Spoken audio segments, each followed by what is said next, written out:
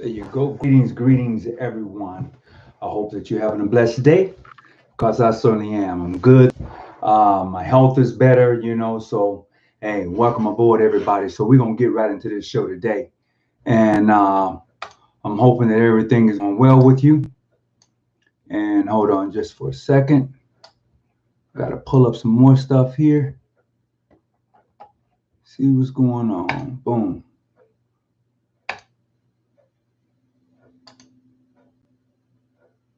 And let's see. All right, greetings, everybody. Whether you be on YouTube or even on the live Zoom for which we're carrying tonight, just want to welcome everybody and let you know how much I appreciate you coming on tonight. So tonight we're talking about the awakening. What does that mean, the awakening? This is the conversation for tonight that we're having, simply called the awakening. And I say that because of what takes place as a Mason on this journey that you're about to embark upon. What actually takes place is an awakening, something new to you. So if you're live in the chat, go ahead and put your comments in tonight in regards to what's taking place, because I think that this is going to be something beautiful and interesting. I don't even know if I got a chat on tonight. I may have to come back. Could somebody tell me if there's a chat on here tonight? I'm trying to see if I got a live chat. And I couldn't tell you if I have a live chat tonight or not. Could someone tell me if I have a live chat, because I don't even see it being up? Okay, so what I'm going to have to do is I'm actually going to have to log off. So for those of you, I do have a live chat. Yes, you got a chat. Okay, I'm trying to see the chat, see exactly what's going on. I can't really see who's chatting what in the group. Hold on just a second. Let me see if I can go out this way here.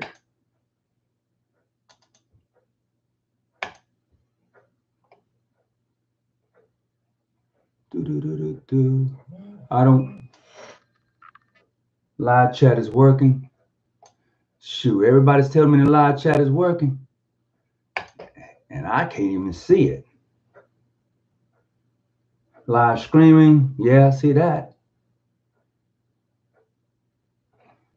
Jeez. I can't see on my end what anybody's actually saying. So, shucks, let me see.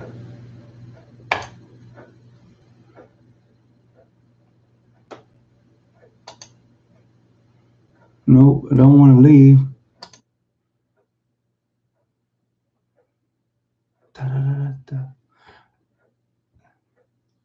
Hold on just a second for me. Let me see if I can, before I go any farther, I just really need to see the live chat. So if you can just give me about 2 minutes here, I certainly would appreciate it.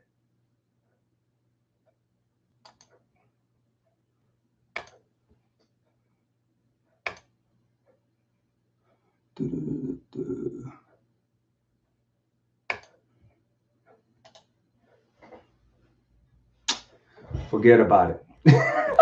Forget about it. So if you're chatting live, I'm not going to be able to see that chat. I don't know why, but for some odd reason, I'm not going to be able. Wait a minute. Nope. Everything looks good on here. Yep. Everything looks good. I'm going through it just to make sure everything looks well. Okay. Save. Everything looks good, so I'm going to continue on with the show. Waiting on a host. Okay, I will let you in the Zoom in just a second.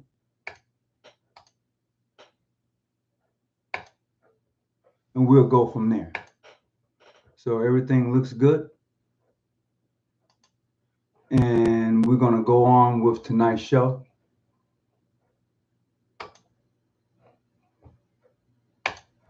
This is just one of them jacked up moments that I just can't believe.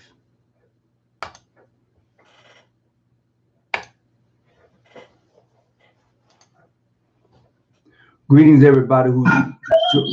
Please turn your mic down if you're on the YouTube. If you're on Zoom, could you please pull your mic down? Mute your mic for me. Thank you very much. I appreciate it. Everybody that's coming in, appreciate it. So tonight we're going to be talking about the awakening. What is the awakening? What is that all about? Well, let me tell you. As you begin to come into Freemasonry, there's a couple of things that usually happens. One is that what you find is that you're entering what I call it the portals of Freemasonry. And I call it that based upon when you first come into Freemasonry. You're told to kneel and pray. You're told to do that right off the top. You're told to do that, but why are you told to do that? That is something we're talking about tonight. This is why it's called the awakening, because in Freemasonry, when you're told to do that, you're not told who to pray to. You're just told to pray. And once you get through praying, then they take you on this journey. Okay, the unique thing behind that, the whole thing is that in the process of praying, in the end, you say amen. You get up and you go on this journey. Now, here's the thing that gets me a lot of times. When people who are coming into Freemasonry and entering into this new awakening, or so-called awakening for them, they have no clue about what they've just done. What up, E? Where everybody at? Mute yourself, please. They have no idea about what they just about what they've just done. What up, E? Where everybody at? Please mute yourself. If you're on the Zoom, would you please mute yourself? Appreciate it. Yeah. I know it gets kind of crazy sometimes, but please mute yourself. I was still trying to find that chat and I can't find it. But anyway, as you do that in this thing we call Freemasonry, your channel. Yeah, please. What's up, brothers? I would appreciate it if you would mute yourself. I would appreciate it if you would mute yourself.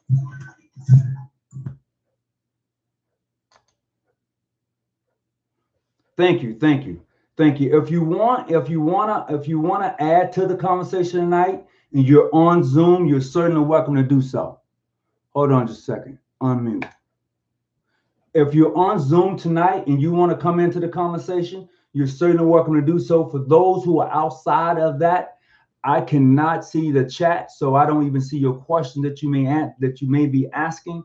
I don't know why it's set up like that tonight, but there you have it. Maybe I'm not signed in correctly. Hold on, let me see. Maybe I'm not signed in. Oh, I don't want to go through that shit. No, I do not want to go through that. Hold on just a second.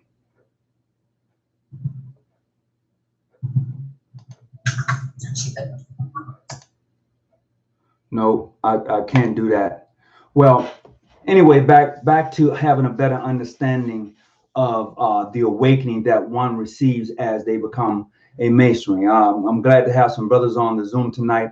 And if you want to jump right in, you're certainly welcome to do so. So as a person enter Freemasonry, as I was saying before, and they come before the altar to pray, they have no idea what's actually taking place, but they're told to kneel and pray. So this new awakening that they're coming into, they're going to discover some things in regards to themselves and Freemasonry that needs to make them think. Because in Freemasonry, you're supposed to be a free thinker. You're supposed to be the individual who think freely and separate from anybody else. You're not just a follower. You are now becoming a leader in the construct of Freemasonry. But I'll tell you this, all of the great ones have become Masons along the way in their life, or have been associated with Masonry. You can look up most of the great leaders that we consider to be leaders in the community or in politics. They have all followed the way of Freemasonry. So what is it about Freemasonry that they themselves, who are actually leaders, that will want to join? This is why this is called the awakening. Now, granted, some of those great leaders that have come into Freemasonry, they was already alert and oriented, but it was something about Freemasonry that drew them in. So tonight we're discussing that awakening, that construct. What was it about Freemasonry that they enjoyed that brought them in? And having an understanding that along this path, you're going to meet God along the way. You're going to have that meeting. And some may say, well, what are you talking about, Brother Hawkins? I'm talking about along that journey in Freemasonry, because no matter what degree you may be in, you're always going to come before the altar. And before the altar, you have various books of faith. Depends on your jurisdiction. Within this jurisdiction, you have multiple books of faith. In other jurisdictions, you may not. So when you look at that and you bring that forth, then you understand that this is that awakening. Brotherly love, relief, and truth. How can you distribute that to everyone until you have found him or them as worthy, as well qualified as yourself? And if you don't, then you can't distribute that to them. And this is the uniqueness of being a Freemason. Now, it is up to you to find that. It is up to you along your journey to find that which is lost. It is up to you along that journey to find that which is lost. That's a fact. Many have come into Freemasonry and paid their monies, and then you never see that brother again. It's a fact. Many have come into Freemasonry, been initiated, first degree. You never see them after that. I do. I can't see the live chat. I certainly can't, but I do. If you want to make a contribution to this show, you can do it by Cash App, or you can do it by PayPal. PayPal is going to be hosealodge@yahoo.com. That is spelled HOSEALODGE@yahoo.com. If you want to do Cash App, that is going to be the money sign TONY Hawkins HAWKINS 33. So I certainly would appreciate it. Somebody can put that in the chat, because I can't even see the chat. I don't know if it's because of the way I'm signing in or not. But as we continue this, now think on this. Think just for a second, okay? Man carries the seed of his misery or bliss, hell or heaven, within himself. Man carries the seed of misery or bliss within himself. That is clearly to say that you yourself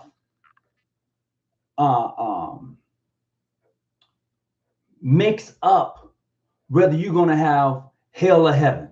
You yourself determines that. And yes, there are outside forces that tends to push you one way or the other, but yet you are still in control. You are still in control whether you're going to have heaven or hell or deal with it either way. Okay? Whatsoever happens to you, it happens because of you. Whatever happens to you Okay? Whatsoever it is happens because of you. Think on that for a minute. Whatever happens to you happens because of you. Now, granted, there may be some things in life that we have no control over. I'm talking about those things we have mental control over and physical control over. If it's outside of your realm of capacity to control, let it be. Because that didn't happen because of you. Well, it could have. It could have. And then it got out of control. And then you couldn't control it anymore. However, outside causes are secondary. Inside causes are primary. So anything that is outside of you is secondary. Everything that's inside of you is number one. Absolutely. Everything. So you have to be able to deal with that whole situation. Hold on just a second. I might be able to go in and pull it up on the chat.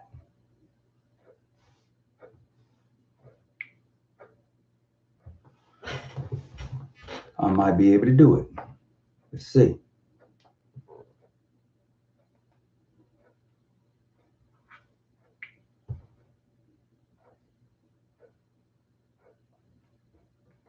Nope, it's not letting me do it that way either, so I'm screwed. Yeah. Oh, I can see the chat now. I'm on another device. I can see the chat. So I'm going to go ahead and put in here real quick. So those of you who would like to make a contribution can see it.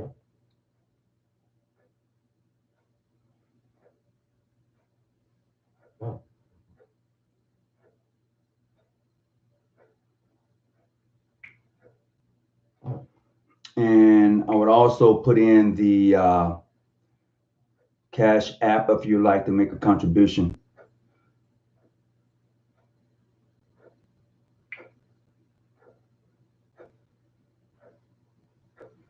So how's everybody evening doing while I'm doing this? I certainly appreciate you tuning in. So as I said, if you are on the Zoom and you want to get into this conversation, you're certainly welcome to do so. And if you want to call in tonight, you're certainly welcome to do so. Call in number tonight is going to be 619-286-0642. The call in number.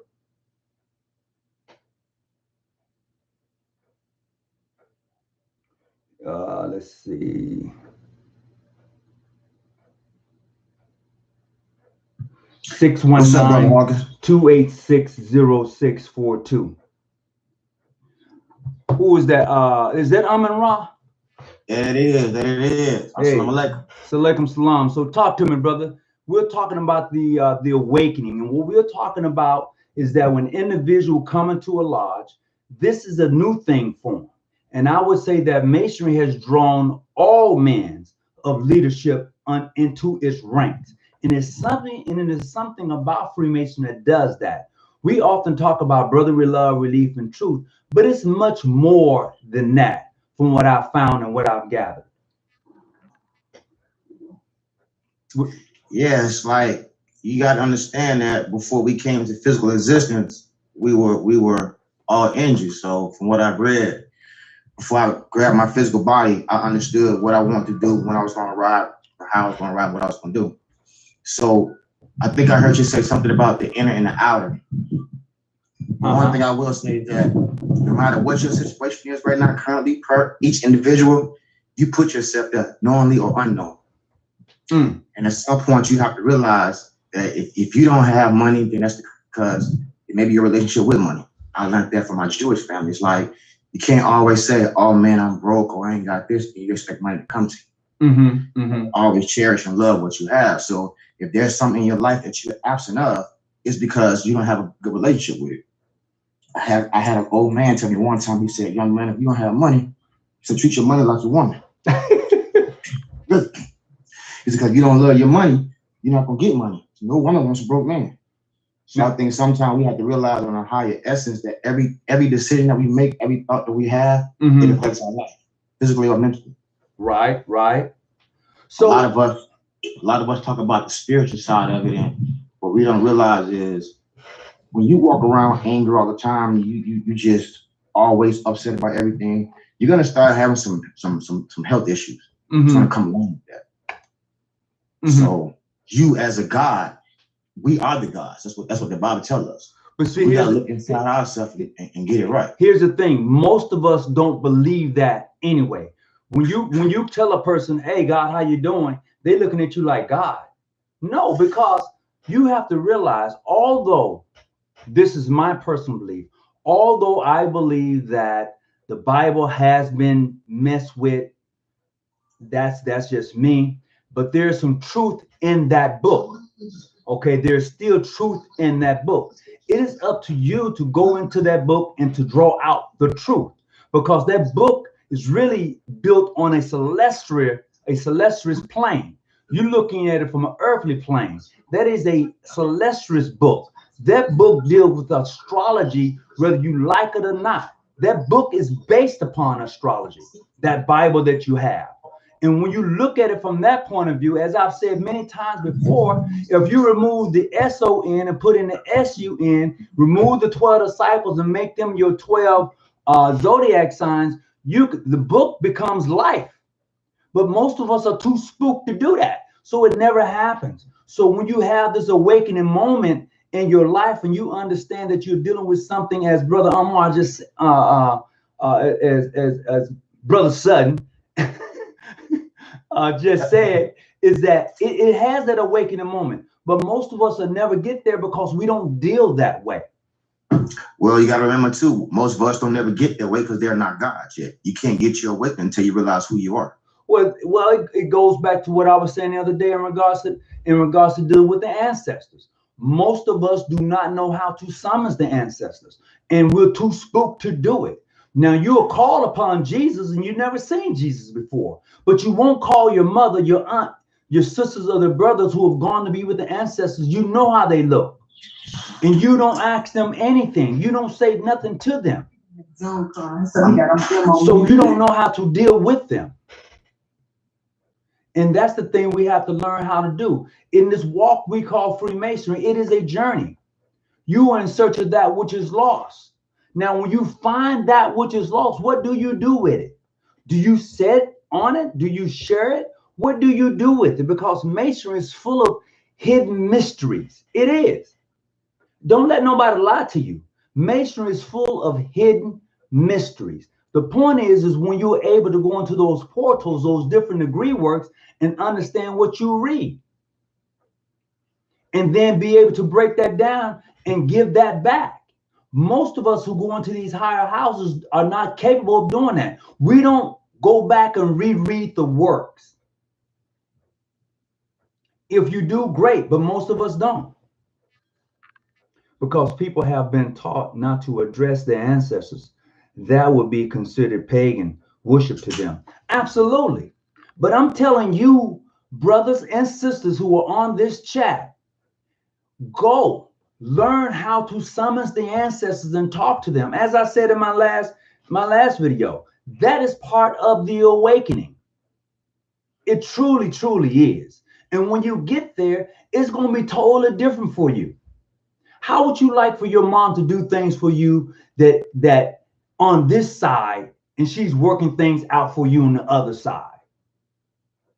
You know, we who are African American, we're some of the most spiritual people, but yet spooky people. It's true. When you have that aha moment in your life and you're able to deal with your ancestors and talk to them, and you have that awakening moment, it's a beautiful thing. But you don't get there because you are afraid. You are afraid of really who you are. Like Brother Anwar, like Brother Sud just said, we're gods, but we don't practice being gods. We practice just beings. And being a god and being is totally two different things. If you put that into practice for what that you are, man, it's different. If I want to be a thug, I'm gonna hang around thugs. That's who I'm gonna run with. If I want to be rich, I'm gonna hang around people that got something, that are successful in life. I don't care what you say. I'm gonna call that which I don't have into existence. And most of us are afraid to do that. Most of us are afraid to wake up. You like your dream. You like being where you're at. So you don't go no further in life. Your circle stays where it's at.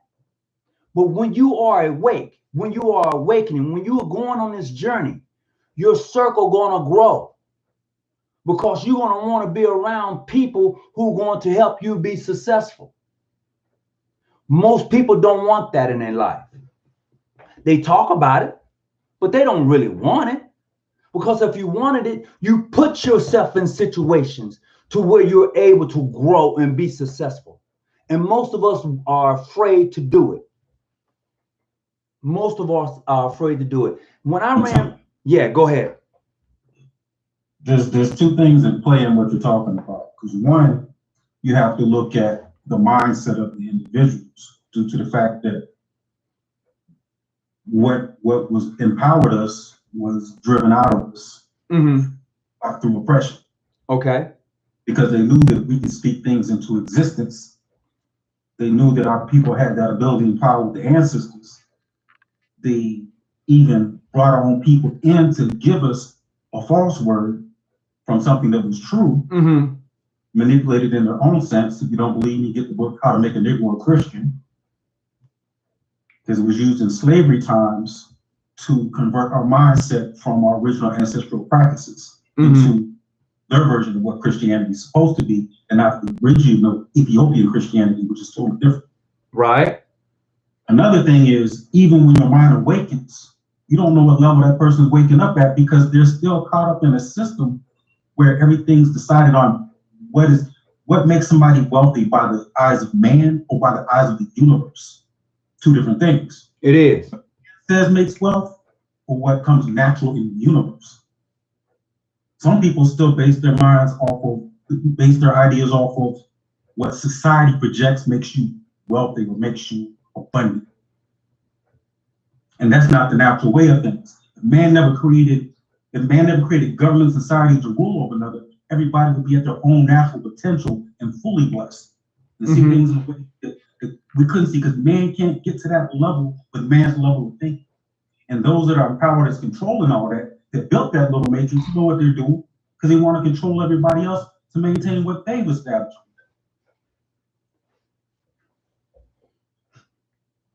That's it. Can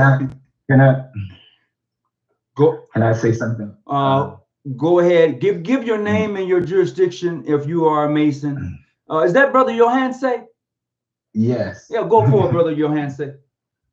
Yeah, Brother Johanse Benyako, most virtual Prince Hall Grand Lodge of Ohio, Private Valley number 95, Cincinnati, Ohio. Even though I live in Atlanta. I agree with what we're all saying, and even in the context of when we start talking about particularly like concepts of we are gods, right? This is what's important, like the brother said, we're coming, out of a condition of oppression, and oppression controls everything that we've thought of, which includes our understanding of what God is, and so when we say we are gods, the question behind the next thing for us to think about is, well, what does that mean when we say we are gods, right? And a lot of those kinds of ideas, people are reaching back into our ancestry and coming up with these sayings. But a brother wrote in there and talked about the wisdom that the Bible has been reinterpreted and rewritten, and there's wisdom in there. Well, the way we've been had masonry is kind of the same way. But there is wisdom in masonry because the origin in which Freemasonry developed from was wisdom. And one of those things and a concept that I don't think that we understand deeply is, and the brother wrote it in the chat, I am, right? Mm-hmm. I am that I am, and what does that mean? And that means that everything I am everything. Mm-hmm. So when we say we are gods, we are saying, or we are looking at, and it comes from, as our ancestors have taught, is that we are connected to everything. Certainly. Right? Uh-huh. And there is divinity in everything. See, now, if we look at the concept, we say we are gods, and we look at that concept through our oppressor, mm-hmm. and how he interprets what you mean when you say you are God. And then that makes you separate from everything. Okay. That makes you higher than everything. But when you see yourself as God, because God is everything and you are connected to that I am, you are connected to that universal concept, then it causes you to reevaluate other things in life. Like, what is wealth and being wealthy if you are connected to everything and you are God? That's true. You see what I'm saying? Right, right. And these are the things that we have. And these are the inner teachings of Freemasonry, which we probably would have to go into ancient Freemasonry as opposed to Freemasonry that is passed down to us through Western culture. These are concepts that are taught in ancient Chinese culture among the Buddhists and monks of ancient China. These are the same concepts that are taught among the shaman and the Native Americans. These are the same kinds of concepts that are taught in India and in ancient Mesopotamia. And obviously, these are the same concepts that are taught from our ancestors on the continent of Africa. But see, that goes back to what I was saying earlier, mm-hmm. and you and I have had this conversation. Mm-hmm. Masonry, to me, should look mm-hmm. and feel like me. Exactly. Okay. Exactly. So when I when I see that and I grab hold of that, people say, "Oh, Brother Hawkins, mm-hmm. you're always on this black trip." No. To the European Freemason, Masonry looks and feels like them. Yes. Yes. Have that conversation with them. They feel as if there's nothing wrong with it. I can appreciate it. This is where I got this from. Okay? Mm-hmm. That Masonry in my travels should feel and look like me. So, as a person who's a Mason, and I'm African American, Negro, whatever title you want to throw behind that, this is how it feels. This is how it looks. So you shouldn't be afraid to be, act, and exist, because they're not afraid to be, act, and to exist. Straight up, they're so confident and so comfortable with being, act, and existing that they can convince you to be their act and existing. Bruh, they can convince you that if I don't say so, it doesn't matter. See, exactly. If I don't say that you are, you're not. Right. And this and we who are African Americans and practice Freemasonry, we need to have that same attitude. Right. You can't go around being afraid to be a Mason. Right. You can't go around being afraid to exist. So when you have that awakening moment, it's an aha moment. It's a eureka moment. It's that moment where you say, you know what? I'm good. But Tony, I'm gonna take it up. I'm gonna take it up a little bit higher than that, because see, when we use the word God or goddess, it's our way to define something that we can't even really describe, because it's so vast and so overwhelming. Well, see, That's where the flower, and that's why I speak a lot on the flower of life, that universal connection that's multiversal. You're a part of that. Really, there is no God or God. Everything is all of creation. It is. We use that to try to identify. So okay. So that goes. We're really a universal creative energy force. We're a being, state of being. That goes back to masonry, and when we say the grand architect of the universe, exactly, it goes right back to it. And a lot of people are not able to grasp that when Masons say, in the name of the grand architect of the universe. If you know anything about the universe, and Masons in that second degree, we should be studying those things. When you look into the celestial body, it's beautiful. You can't tell me that was just something that just happened. Okay, when you are a fellow craft Mason and you are in that fellow craft degree, you will walk those stairs and you have made that knock. You should know, as you look into the celestial body, that is perfectly made and it's still growing. You just can't look up there and say, well, you know what? Oh man, it just happened. It doesn't just happen. And as a Mason, as you was just saying, Brother Goodman, we should have an understanding of that. We're all connected. It is a energy. You just said it is a force of energy, if I'm not mistaken. I think that's how you worded it. And that's what we are. Brother Johansson, you was going to say something?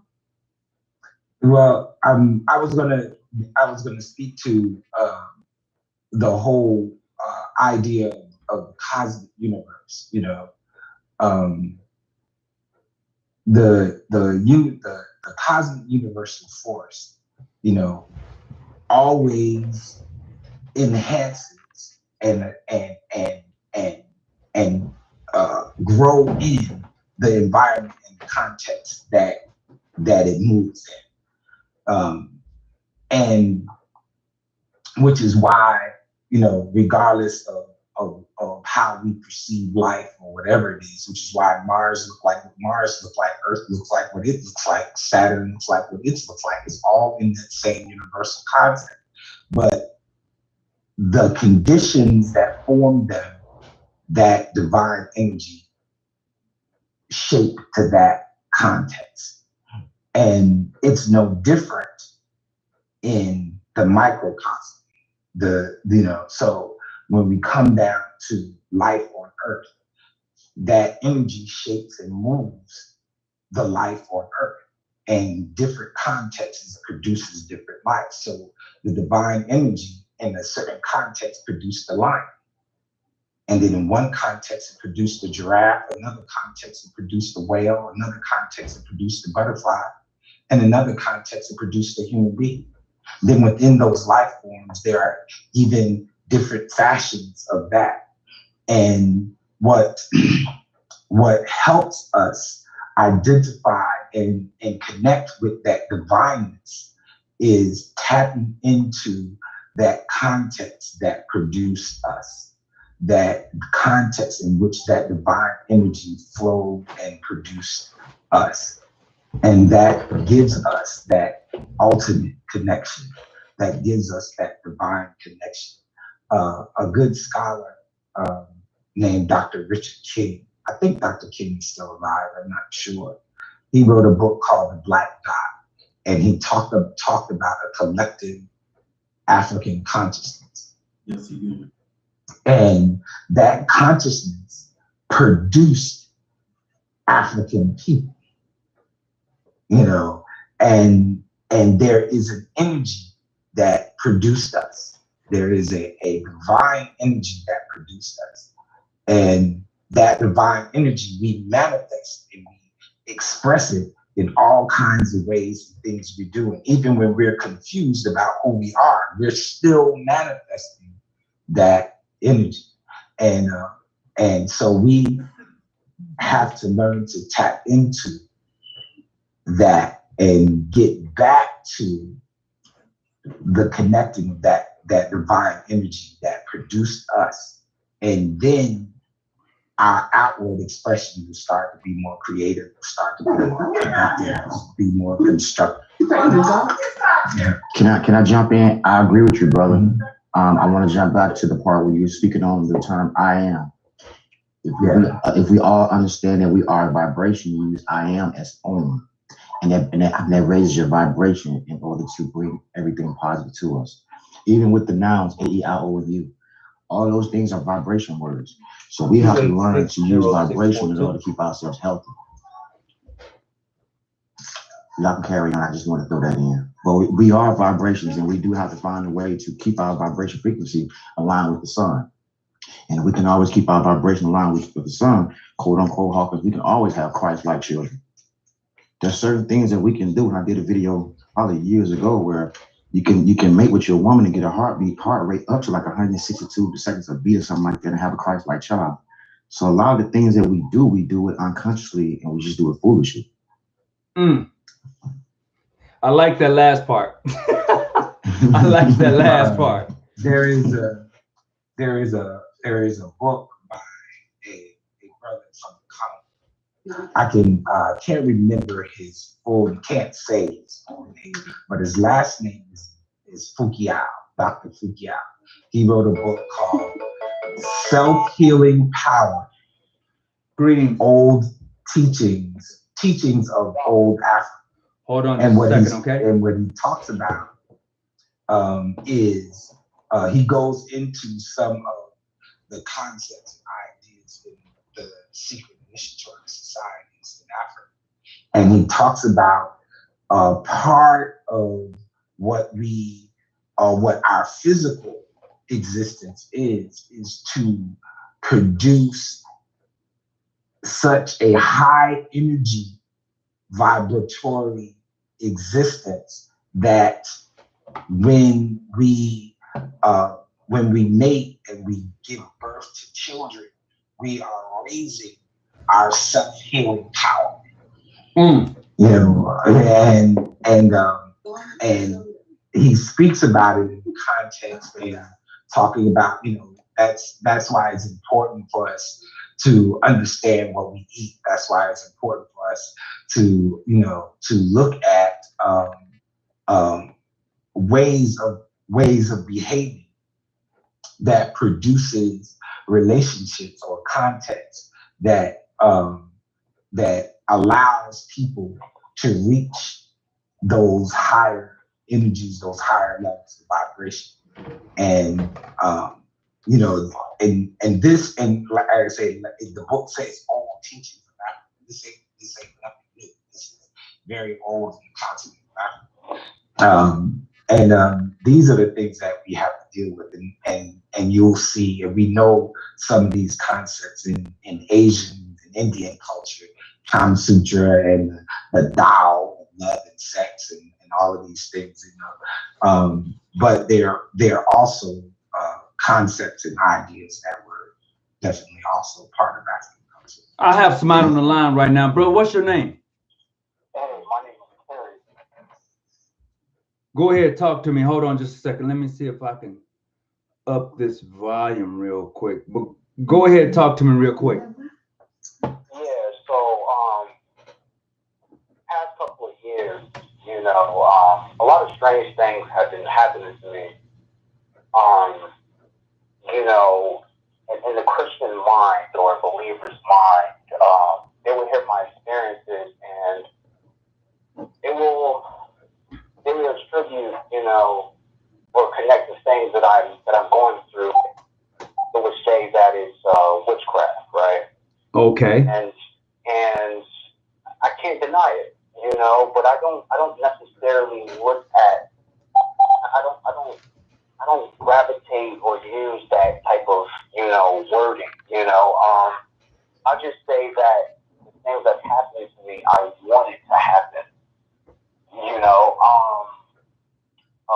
I've abandoned, you know, this faith that I've been, you know, taught because a a lot of things that, you know, I've read in these books, it's just, it seems, not seems, but I know that it's an inconsistency. You know, one of the things that I, you know, have a hard time making sense of is the fact that, you know, how we are not God. Like, we're just human, right? And if I say that to a, you know, a believer of any faith, right, of anyone who subscribes to, you know, the Western ideologies, you know, and the Eastern, you know, side, you know, they subscribe to the fact that, you know, this Atman or this soul, you know, Brahman, you know, that we are, you know, that thing that we're looking for. Say that again. We are who? We are the thing that we are looking for. All right.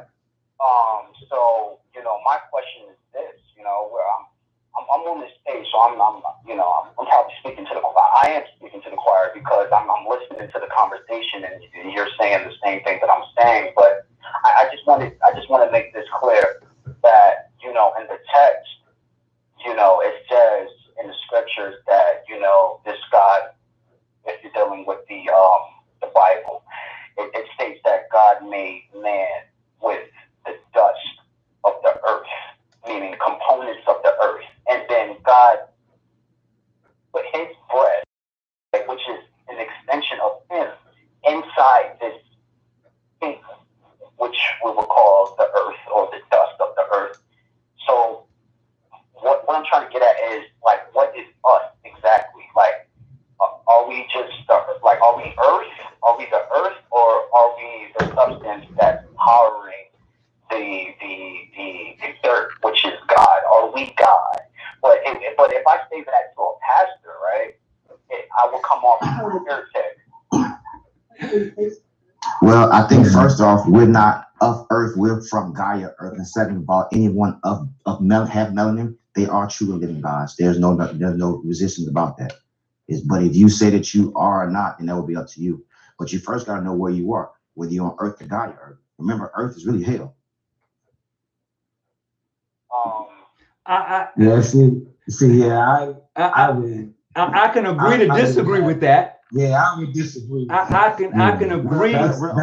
According to European scholars, European scholars, they're saying that Earth actually means hell. So don't shoot the messenger, y'all. Okay, all right then. Okay. Now you said according to European scholars. Okay then, all right. I can agree to disagree with that one because I was like, wait a minute, hold on, what? You didn't say that. You didn't say that before when you made your first statement. You know, because there are a whole lot of other belief systems that don't believe that don't say that.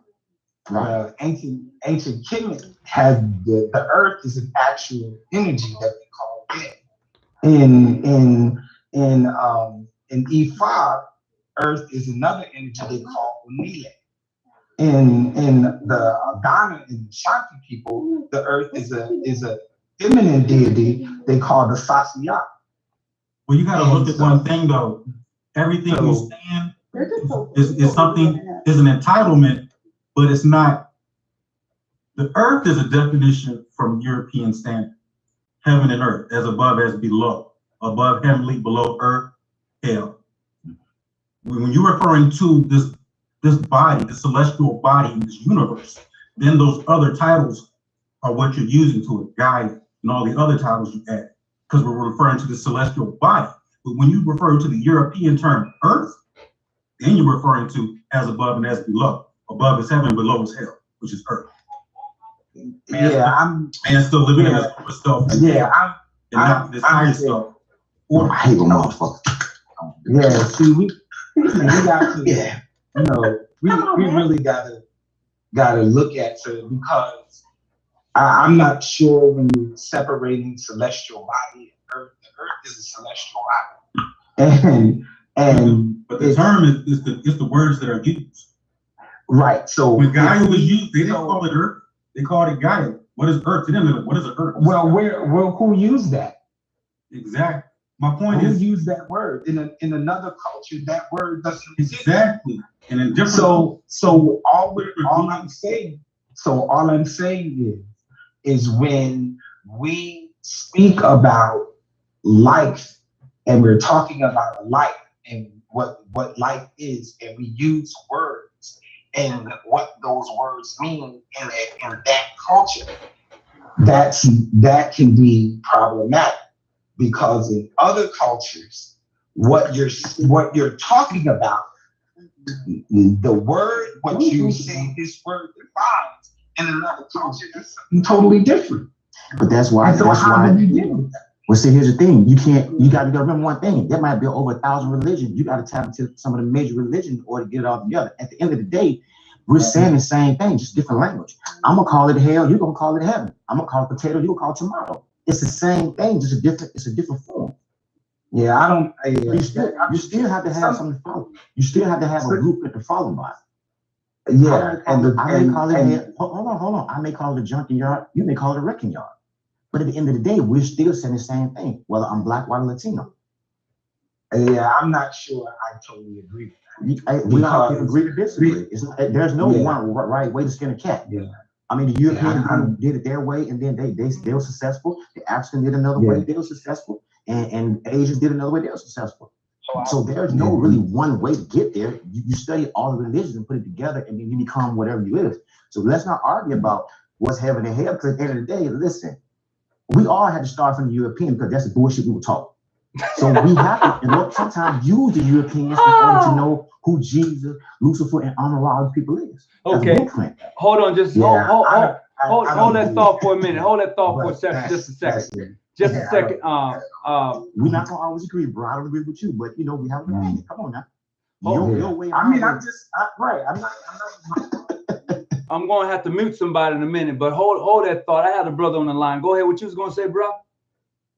Yeah. So, you know, my thing is this. You know, I hear that the whole race thing, right? It doesn't make any sense. Like, how aren't us humans aren't the same thing? Like, you know, and according to evolution, right? If you subscribe to that, or you know, we all started from a microbe, which came from outer space. There's been many theories that says, you know, maybe Mars or the stars. So, like, this thing dropped from outer space and landed miraculously on the Earth, and plopped into water, and then that thing mutated into plant life, human life, and animal life. So, in essence, everything is just that one thing. So, the European, right, is just, you know, if you you know, take, you know, the side of, you know, the claim that, you know, all life started from Africa or Europe, whatever you believe that life started from, you know, this microbe, you know, mutated into like amphibian, you know, fish-like creatures, and then it mutated into archaic humans, and then that archaic human became, you know, modern man, you know, Homo sapien, and then that thing, you know, began in Africa, they would say, you know, and these things, you know, migrated, you know, across the world. So, you know, those Africans, or, you know, those people in that continent migrated from that place to all other places, and, you know, the exterior, you know, from those Africans, right, change, you know, their phenotype, you know, their phenotypical structures, you know, their color due to, you know, the sunlight, you know, different climates, so geographical, you know,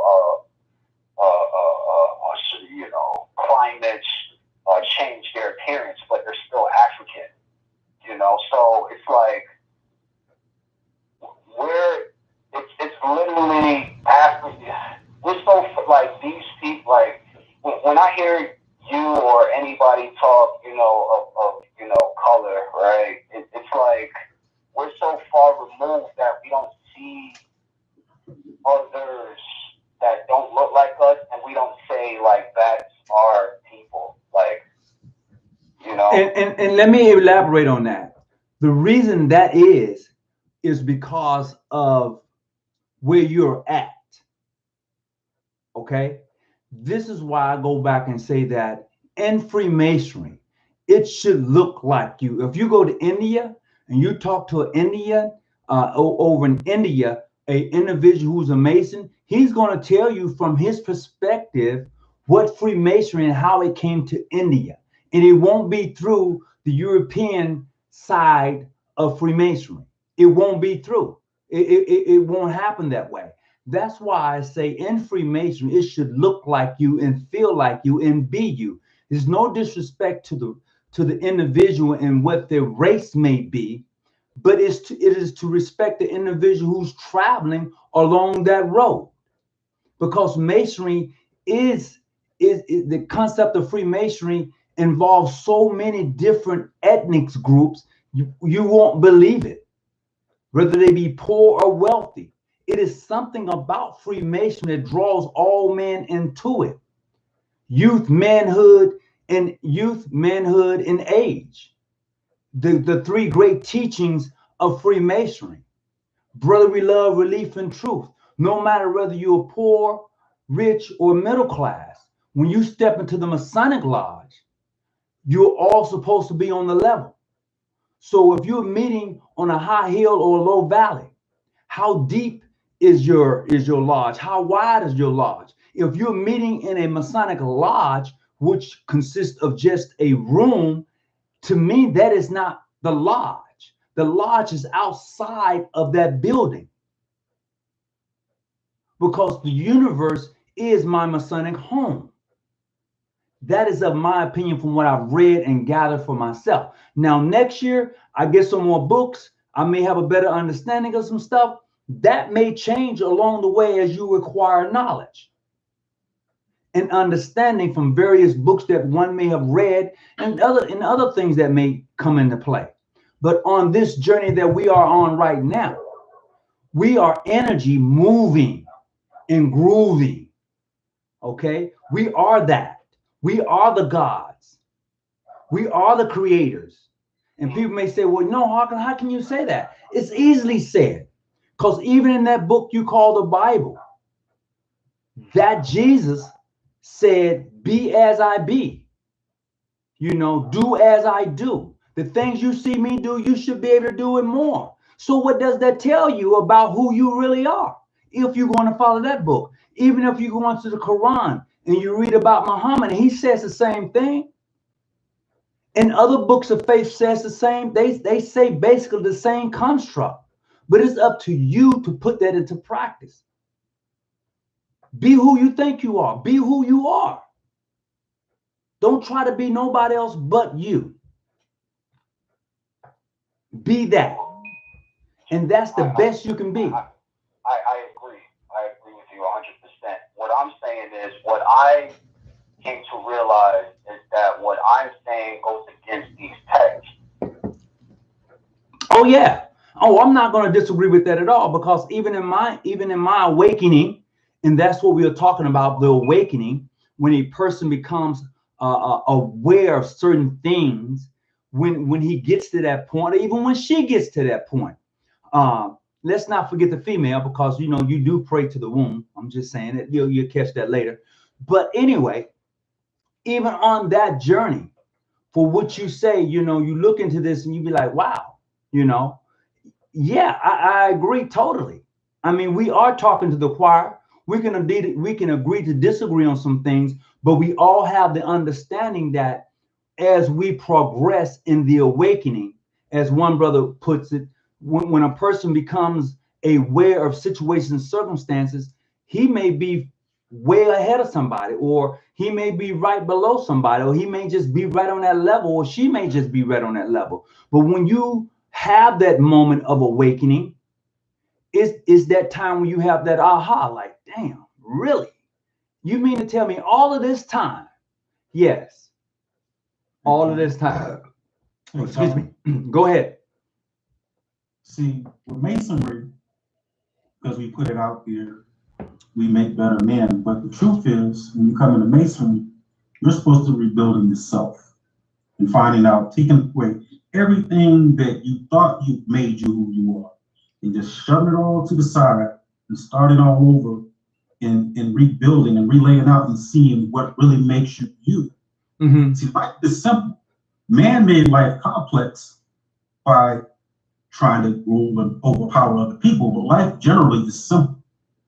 And a lot of people don't understand that because they're too busy trying to fit in a matrix that they don't even, wasn't even made, desired to and let them empower themselves to their natural state. And I said this before, and you heard me say this before, and I love to use this as my best example. If I'm driving around in the car in the tinted window, and you see that car going by, you don't know that's me inside the drive. You just see that car with a tinted window. When I get out of that car, you see this body. Is this really me? Or is this just the machine that my energy is residing in? And I want to bring that up to the brother speaking about race, because race thing is, again, that control factor that man tried to put on because we look like this, we look like that. But people look in the mirror and don't even see who they really are, because all they see is the machine that's carrying them around, this biological organism that's made to get this energy around in this plane while it's existing in this plane until you leave that machine and go somewhere else. Whether it be in this dimension, another multiverse, in another form here on this plane. When people's born, they see that they say when you die, you see the light at the end of the tunnel. How do you know that light is not you coming back into another form? Ooh, that's gonna have to be for another show. That is going to have to be for another show. But the thing with race, that's a concept that man created only to try to control other men. This group of us, we're going to say, because we all look like this, we better than everybody else and so forth. And man did everything he could to try to make it where he confusing something so simple. We are all beings that exist in this universe. We all are significant in our own way and fashion. And if you have me thinking that I'm less than that, I can't be my own potential. It's just like this planet. The more we try to industrialize it, the more we try, you take its resources from it and take it out of its natural state, planet can't heal itself, the planet can't be the most it can be. The same thing with a person. You take a person out of their natural state, they can't be the fullest they can be. They can't be their full extent potential. And you restrict them. You got that control over that person. But a person who can't be controlled like that, they have no power over that person. And that's the few. That's why they say there's an 85%, there's a 15%, there's a 5%, and then there's a 1%. Well, and 85% is the masses. People who have no clue because they're just happy as things are, accepting it as the way it should be. You have 15 that, you know, hey, we know there's something greater out there. You got 5 that's like, hey, look, I hear you and I ain't selling for it. Then you got that 1% that's just observing and watching because they already know this is just a small picture of something bigger. Absolutely, absolutely. So look, we've been on here for about 103. As always, I want to tell everybody thank you for tuning in tonight. We're going to continue this conversation over on the Zoom because I'm quite sure that there are individuals that are on the Zoom who want to say something, but they're not going to come out right now and say it. So I want to thank the caller on the phone for calling in. I appreciate you, and I look forward to having another conversation with you. Thank you for calling in. And to everybody who's in the chat, thank you. I appreciate it because I could not tell you what was actually going on with this chat for nothing. I was just in it. So we're going to go over here to the Zoom. We're going to end tonight. And as I always end, I said, the higher we climb, the clearer the vision. To Brother Michael White, I want to say to you, bruh, I appreciate you. And I want to say thank you. I've never, ever seen you physically and shook your hand as a Mason. But you have been one consistent man. You call, you check up on me, you ask me how the family is doing. You are the example of a Mason in my own opinion, based upon the relationship that you and I have developed over the years. And I just want to say thank you. I wish you good health and well, and I'll make sure I read the book that you sent to me. And I can discuss that. And to the other brothers who have sent me books and I haven't gotten around to it, I will make sure I get into your books. I'll read them and really have a good dialogue with you on those particular books, because those are some great books that I've received here lately. So with that being said, for those who are on the Zoom, please stand by. And for those of you who are on the YouTube, thank you for tuning in, and I appreciate you. Much love and travel light. I'm out.